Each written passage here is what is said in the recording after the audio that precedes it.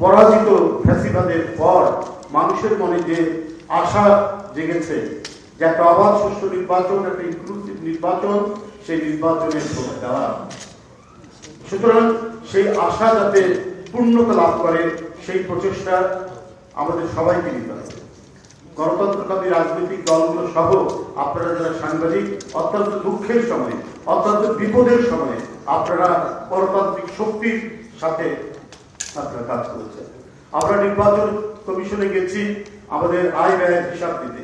আমরা নির্বাচন কমিশনে গেছি ওই সময়ে যত অনাচার অবিচারের বিরুদ্ধে নির্বাচন কমিশনারদেরকে, প্রধান নির্বাচন কমিশনারকে অভিযোগ জানানোর জন্য, যদিও তারা একেবারেই বসংগত ছিলেন। শেখ হাসিনার একেবারেই আজ্ঞাবহ মানে কর্মচারীর মতো তারা কাজ করছে। তারপরেও গেছি যে একটা সিস্টেম যেন ভেঙে না পড়ে, একটা সিস্টেমকে আপলোড করা দরকার।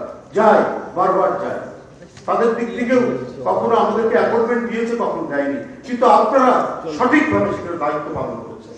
ওরা যখন আমাদের কথা শোনেনি, দায়িত্বরত সাংবাদিকরা আমাদের কথা শুনেছে।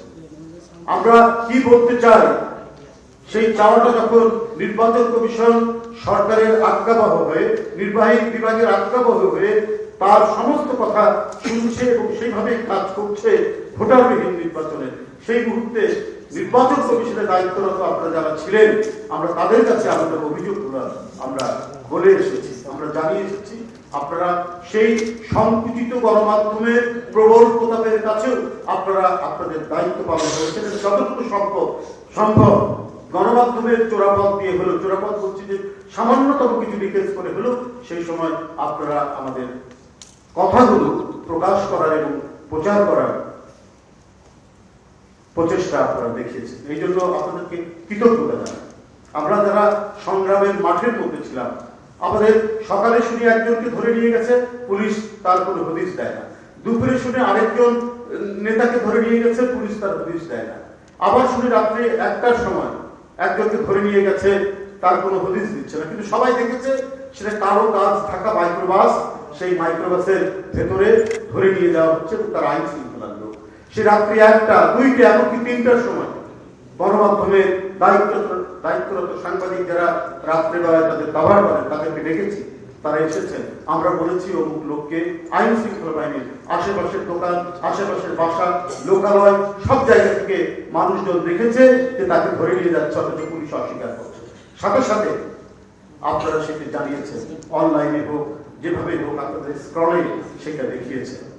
আমি অন্যান্য সাংবাদিক যারা মানে দলের বিট করে তারা এই কাজ করছে। আমি ওই জন্য যখনই যেটাই হোক না, যে কোনো সাংবাদিক যে মুহূর্তে আমাকে যে বিষয়টাই বলেন না কেন, কোনো বিষয়ে যদি তাদের থাকে, আমি ওইটা অত্যন্ত কৃতজ্ঞ চিত্তে সেটাকে আমি স্মরণ করি এবং এটাকে ধারণ করি।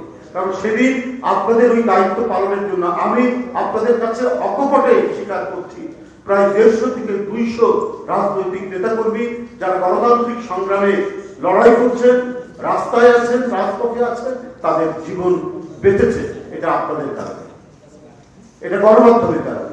এটা আজকে মানে নির্দ্বিধায় আমি বলতে পারি।